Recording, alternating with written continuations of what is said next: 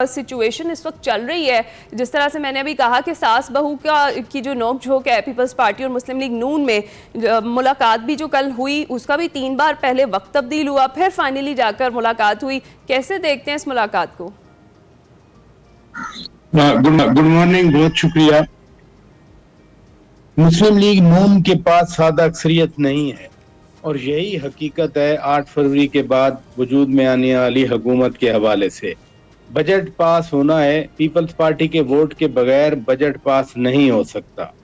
تو پولیٹیکل مینورنگ یا political process میں جب اتحاد ہو اور وہ بھی اتنا ویک مائنورٹی گورنمنٹ کے ساتھ اتحاد بھی اس طرح نہ ہو کہ آپ کابینہ میں شامل ہوں، آپ کے اوپر کچھ آبلیگیشنز ہوں، تو پھر جن کے سٹیکس ہوں وہ پھر تھوڑا بہت اکاموڈیٹ کرتے بھی ہیں اور دوسری سائیڈ کرواتی بھی ہے. This is no new norm, it's a norm of politics کہ آپ سپورٹ دے رہے ہیں تو ان لیو آف دا سپورٹ پھر آپ کچھ لیتے بھی ہیں. اب اس میں ایک صورتحال یہ بنی جو بار بار پیپلز پارٹی کہہ بھی رہی ہے کہ ہمیں اشور کیا گیا تھا، یقین دہانی کروائی گئی تھی کہ بجٹ میں مشاورت بھی ہوگی اور پھر جو پیپلز پارٹی کے کنسرنز ہیں ان کو ایکسیپٹ بھی کیا جائے گا، اور کل شام کو ایکسیپٹ بھی کیا گیا.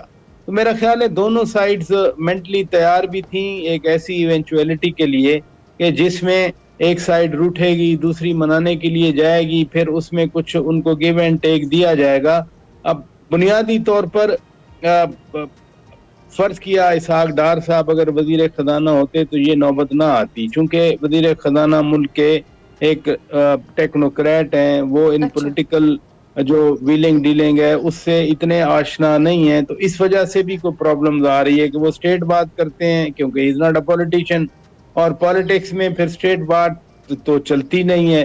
جو گریوینس ہے پیپلز پارٹی کا وہ اتحادی حکومت کے دور سے چلا آ رہا ہے. مثلاً وہ کہتے ہیں کہ پی ایس ڈی پی جو ہے یعنی پبلک سیکٹر ڈیولپمنٹ پروگرام، اس میں سندھ کو اور شیئر دیا جائے، سندھ کا شیئر بڑھایا جائے. آپ کو یاد ہے اتحادی حکومت میں جب وزیر خارجہ تھے بلاول بھٹو زرداری، سوات میں ایک جلسہ تھا، چیئرمین بلاول نے وہاں جا کر بھی کہا تھا کہ اگر یہ متاثرین سیلاب جو ورسٹ فلڈنگ تھی اس کے متاثرین کی ہیلپ کے لیے جو وعدہ کیا گیا وہ پورا نہیں کیا گیا تو ہم اپنا اتحاد چھوڑ دیں گے، ہم کوalition گورنمنٹ چینج کر دیں گے.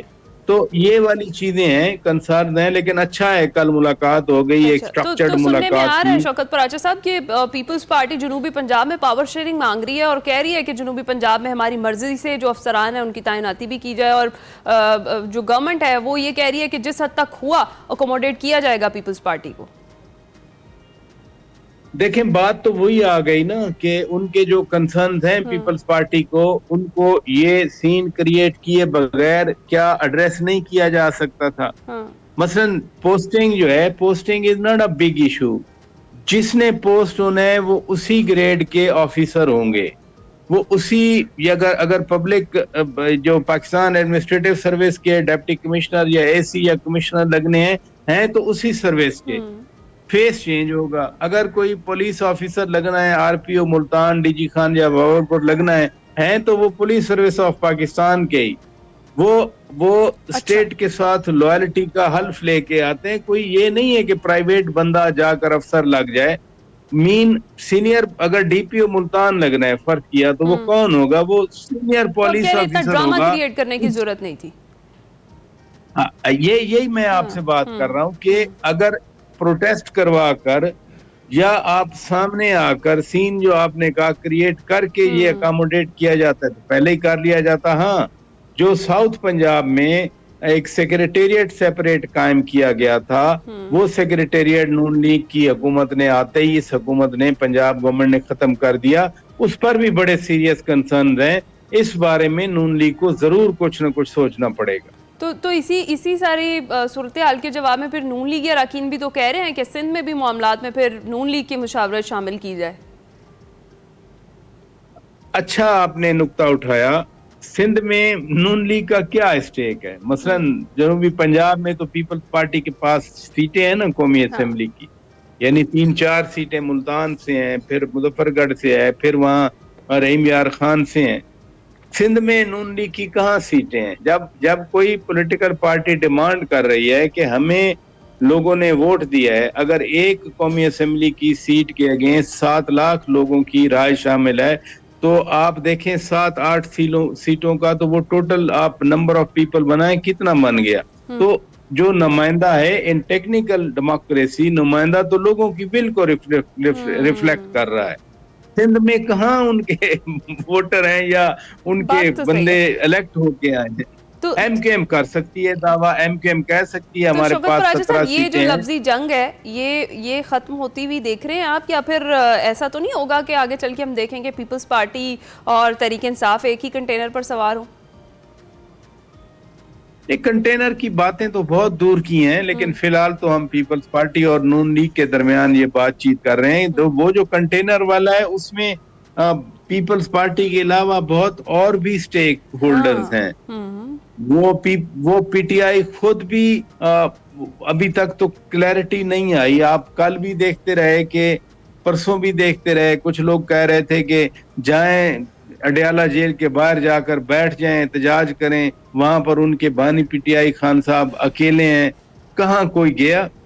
تو پہلے تو کنٹینر کا فیصلہ پی ٹی آئی نے خود کرنا ہے. وہ کنٹینر کا فیصلہ شیر افضل خان مروت نے کرنا ہے، اسد قیصر نے کرنا ہے، بیرسٹر گوہر نے کرنا ہے، عمر ایوب نے کرنا ہے. وہ کس نے کرنا ہے؟ وہ پہلے پی ٹی آئی نے فیصلہ کرنا ہے. وہ بہت دور کی بات ہے. اور جب پی ٹی آئی فیصلہ کرے گی پھر پی ٹی آئی نے جھکنا ہے دوسری سیاسی جماعتوں کو ساتھ ملانے کے. وہ پیپلز پارٹی سے تو بات ہی نہیں کرنا چاہ رہے. وہ تو کہتے ہیں ایم کے ایم پیپلز پارٹی نون لیگ کے ساتھ تو ہم بات نہیں کریں گے. بے شک اگر گوہر خان کہتے رہے کہ خان صاحب نے اجازت دی ہے دیگر سیاسی جماعتوں سے بات چیت کرنے کی، لیکن پھر خان صاحب کی ہی بات آ جاتی ہے میڈیا کے ساتھ بات چیت کرتے ہوئے کہ نہیں ہم تو ان سے بات چیت نہیں کریں گے. تو ابھی انوس دلی بہت دور ہے. چلیں جی ٹھیک ہے. اچھا ویسے یہ جو سارا ایشو ہے پیپلز پارٹی نون لیگ کا تو بظاہر اس طرح ہی شروع ہوا ہے نا کہ بجٹ میں مشاورت نہیں کی گئی. تو آپ دیکھتے ہیں کہ بجٹ واقعی جس طرح سے کل ہمارے اپوزیشن لیڈر نے بھی بات کی ہے کہ یہ جو بجٹ ہے پاکستان کی عوام کے ساتھ یہ جو ہے معاشی دہشت گردی ہے، اگری کریں گے آپ اس سے؟ بڑی ہارڈ ٹرم ہے، ہارش ریالٹیز ہیں. دہشت گردی کہہ دینا، ہم نے ہر چیز کو دہشت گردی کہہ کے 780A لگا دیتے ہیں، اینٹی ٹیررسٹ ایکٹ کا سیکشن 7. لیکن ہارڈ چوائسز ہیں. آپ یہ کہہ سکتے ہیں کہ بہت ہارڈ چوائسز ہیں. ان ہارڈ چوائسز میں خود بہت ساری چیزوں سے ایگری نہیں کرتا. مثلا سیلریڈ کلاس پہ ٹیکس لگا دیا، انڈائریکٹ ٹیکس بھی سیلریڈ کلاس دے، ڈائریکٹ ٹیکس بھی سیلریڈ کلاس دے. جو بڑے بڑے اس ملک کے لوگ ہیں، ایگزیمپشنز ابھی بھی برقرار ہیں. بہت سارے سیکٹرز میں ایگزیمپشن برقرار ہیں. ایک طرف آپ نے جو سرکاری ملازمین ہیں وہ بھی تو امپلائیز ہیں، ان کو آپ نے 20 سے 25% ریز دے دیا. نکالا کہاں سے؟ جو نان گورنمنٹ سیکٹر کے سیلریڈ کلاس ہے اس سے نکال کے آپ 75 ارب روپے ادھر اکاموڈیٹ کر رہے ہیں. لیکن ہارڈ ریالٹیز ہیں. میں پھر کہوں گا ان ہارڈ ریالٹیز میں گورنمنٹ گروتھ کہاں ہے، انڈسٹری کہاں آگے بڑھ رہی ہے. ایگریکلچر کا 6.434% گروتھ ہوئی، تو ایگریکلچر پہ بھی کالز ہیں کہ جی اس کو بھی آپ ٹیکس نیٹ میں لے کے آئیں. ان پٹس ایگریکلچر کی کہاں چلی گئیں؟ تو ٹیکنیکل اور نان ٹیکنیکل کمبینیشن اگر ہو بجٹ سازی کا پاکستان کے اندر کا، تو پھر تو یہ ریالٹی سامنے آئے. پرابلم یہ ہے کہ آئی ایم ایف سے لون لینا ہے، آئی ایم ایف کی کنڈیشنز ہیں، آئی ایم ایف کی کنڈیشن میٹ کرنی ہے. 2+2=4 بالکل سادہ فارمولا. تو شوکت پراچا صاحب، جس طرح سے وفاقی بجٹ پر بحث کا آغاز اب ہو چکا ہے اور دیکھ رہے ہیں اپوزیشن کی جانب سے کیا رویہ اختیار کیا جا رہا ہے، تو چیلنج تو نہیں بن جائے گا بجٹ پاس کروانا حکومت کے لیے؟ نہیں، چیلنج تو بن رہا ہے کہ اگر حکومت کے ساتھ جو لوگ ہیں جو اتحادی ہیں، بے شک ایک تو اتحادی ہیں نا جو کیبنٹ میں بیٹھے ہیں، دوسرا پیپلز پارٹی جو کیبنٹ میں نہیں ہے لیکن آئینی عہدے تو ہیں. صدر آصف علی زرداری ایوان صدر میں براجمان ہیں، چیئرمین سینٹ سید یوسف رضا گیلانی بھی اسی اتحاد کے ذریعے ہی منتخب ہوئے ہیں. پیپلز پارٹی کی صدر بنانے کے لیے بھی میجورٹی نہیں تھی، نہ ہی سینٹ چیئرمین بنانے کی تھی. پھر فیڈرل گورنمنٹ کا گورنر نمائندہ ہوتا ہے، تو دو گورنر پنجاب اور خیبر پختونخوا کے وہ پیپلز پارٹی سے ہیں اس اتحاد کی وجہ سے. لہذا یہ جب تک اتحاد ہے, پیپلز پارٹی ساتھ ہے, تو بجٹ پاس کرانے کا مسئلہ نہیں ہوگا, کیونکہ ان کے نمبرز ان ٹرمز آف 169 وہ پورے ہیں. وہ نمبر جب تک پورے ہیں ان تینوں بڑی جماعتوں کے, تو اس وقت تک تو بجٹ پاس ہوتا رہے گا. ہاں خدا نہ خواستہ ان میں اگر اتنا ڈینٹ آ گیا کہ پھر راستے بالکل ہی جدا ہو گئے, پھر تو حکومت کو بھی معلوم ہے کہ ہم بجٹ پاس نہیں کروا پائیں گے, اور بجٹ پاس نہ ہو, کٹ موشن ایک بھی جو ہے وہ اپوزیشن کی منظور ہو جائے تو پھر حکومت گر جایا کرتی ہے. لیکن فی الحال ایسا کوئی خطرہ نہیں ہے. چلے فی الحال تو نون لیگ کو اتنا خطرہ نہیں ہے. وفاق کی ہم نے بات کی ہے, وزارتوں اور محکموں کی ریسٹرکچرنگ کا فیصلہ پنجاب میں بھی کر لیا گیا ہے. مریم نواز صاحبہ یہ کہہ رہی ہیں کہ 14 رکنی جو خصوصی کمیٹی ہے وہ قائم کر دی ہے. اس کو آپ کیسے دیکھتے ہیں؟ ساری سیاسی جماعتوں نے اپنے انتخابی منشور میں رائٹ سائزنگ کا کہیں نہ کہیں ذکر کیا ہے. پیپلز پارٹی کے چیئرمین بلاول بھٹو زرداری تو 15-16 وزارتوں کو فیڈرل لیول سے ختم کرنے کا اعلان کرتے رہے, اور وہ کہہ رہے تھے کہ 1300 ارب روپیہ بچت ہوگی جو کہ پھر عوام پہ خرچ کیا جائے گا. تو ایک پریشر تو ہوتا ہے. مثلا ابھی میں آپ کو ریسنٹ ایگزامپل دے دوں, آپ علی امین خان گنڈا پور کی بات کر رہے تھے بجلی کے حوالے سے.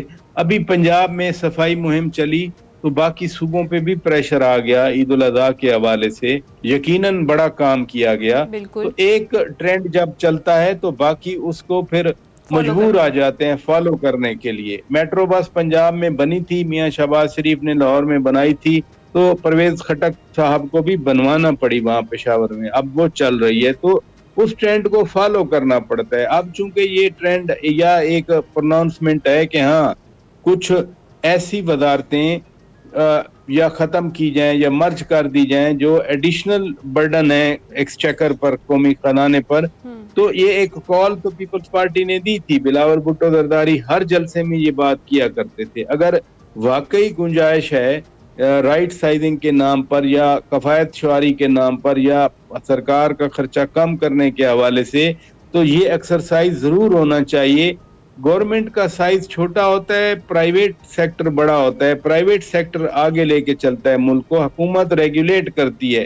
یہاں حکومت زیادہ سٹیپ ان کر چکی ہے ہمارے ملک میں excessively over the period of time, تو اس کو تو رائٹ سائز کرنے کی ضرورت ہے.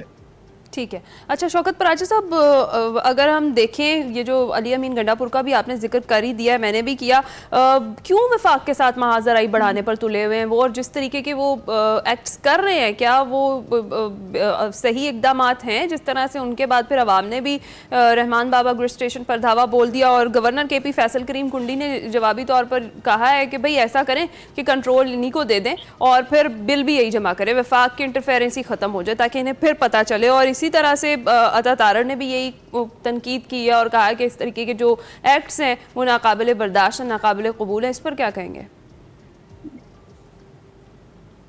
دیکھیں, ان پرنسپل جو ریاستی معاملات ہیں وہ پرائیویٹ ہینڈز ان تک نہیں پہنچنے چاہیے. لیکن میں آپ کو ایک ایگزامپل دیتا ہوں.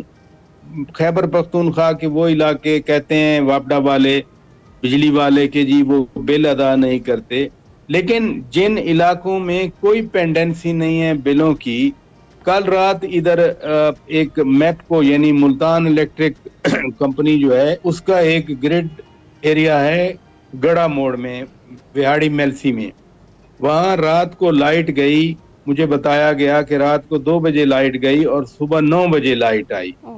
یہ 100% پینگ ایریا ہے, اس میں کوئی پینڈنسی نہیں ہے, اس میں کوئی لاسز نہیں ہے, کوئی ڈیلے نہیں ہے. اب میپکو کے چیئرمین خود تو رات کو ایئر کنڈیشن چلا کے مزے سے سو رہے ہوں گے, یا جتنے ان کا عملہ سو رہا ہوگا, یا یہ گڑا موڑ گریڈ والے سوتے رہے ہوں گے. لیکن جو لوگ اذیت کا شکار ہوئے, ایک تو بارش شروع ہوئی, جو میرے پاس ڈیٹیلز آئیں, بارش تھی, لوگ اپنے کمروں میں اندر چلے گئے, اوپر سے بجلی نہیں تھی. اندازہ کریں کتنی اذیت ہوئی ہوگی ساری رات. تو اس صورتحال میں کون پھر ریئیکٹ جو لوگ کریں گے ان کو کون روکے گا؟ یہاں تو لوگ اب علی امین گنڈا پور کو یہاں یاد کر رہے ہیں کہ کوئی علی امین گنڈا پور یہاں پیدا ہو جو اس طرح سے ان لوگوں کو جا کر کوئی کم از کم ان کو سیدھا راستے پہ لے کے آئے. یہ جو بدماشی کرتے ہیں بجلی والے واپٹا والے, بالکل جو لوگوں کو تنگ کرتے ہیں, بل پورے لیتے ہیں, اس کے باوجود لوگوں اتنی کی زیادہ غیر اعلانیہ لوڈ شیڈنگ وہ قابل برداشت نہیں ہے. صحیح کہہ رہے ہیں. تو سر جاتے جاتے لاسٹ منٹ ہے, ایک اور بھی سبجیکٹ ہے جس میں چاہوں گی کہ بات کر لیں. مولانا فضل الرحمان صاحب کا کردار بڑا اہم رہا ہے ہمیشہ پاکستانی سیاست میں, اور اب بھی وہ ذرا توجہ کا مرکز بنے ہوئے ہیں. وزیر اعظم وزیر داخلہ دونوں ان سے ملاقات کر چکے ہیں, تحریک انصاف بھی ان سے رابطے میں ہے. آپ کو کیا دکھائی دے رہا ہے, کدھر جا رہے ہیں مولانا فضل الرحمان, کس کشتی میں سوار ہوں گے؟ جہاں مولانا صاحب کا دل آئے گا وہاں جائیں گے. ایک بات میں بڑی کلیئر کر دوں آپ کو, مولانا صاحب کو نہ توڑا جا سکتا ہے نہ مروڑا جا سکتا ہے. مولانا صاحب جہاں چاہیں گے, جس کشتی میں بیٹھنا چاہیں گے وہ وہیں بیٹھیں گے. ایک بات میں آپ کو بڑی کلیئر کر دوں, مولانا نے ہمیشہ, میں نے بڑا عرصہ ان کی سیاست کو دیکھا ہے, وہ اپنا راستہ خود بنانے کی صلاحیت بھی رکھتے ہیں اور اس راستے کو اپنے لیے ہموار کرنے کے حالات بنانے کی بھی صلاحیت رکھتے ہیں. ابھی دیکھیں نا, وہ بہت زیادہ ان کی تعداد نہیں ہے اسمبلی میں, لیکن آپ نے خود بتایا کہ وزیر اعظم صاحب بھی چل کے گئے, وزیر داخلہ بھی گئے, اسد قیصر صاحب وفد کے ساتھ ان کے پاس جاتے ہیں, بیرسٹر گوہر خان ان کے پاس جاتے ہیں. تو لہذا مولانا صاحب کی جو اپنی کیلکولیشن ہے وہ مولانا صاحب کے ذہن میں انٹیکٹ ہے. میں بھی اسی طرح انتظار میں ہوں کہ مولانا صاحب کس طرف جاتے ہیں جیسے آپ انتظار میں. ٹھیک ہے, بالکل ٹھیک ہے. بہت شکریہ شوکت پراجا صاحب, بڑے اچھے سے تجزیہ پیش, مجموعی طور پر سیاسی صورتحال ہے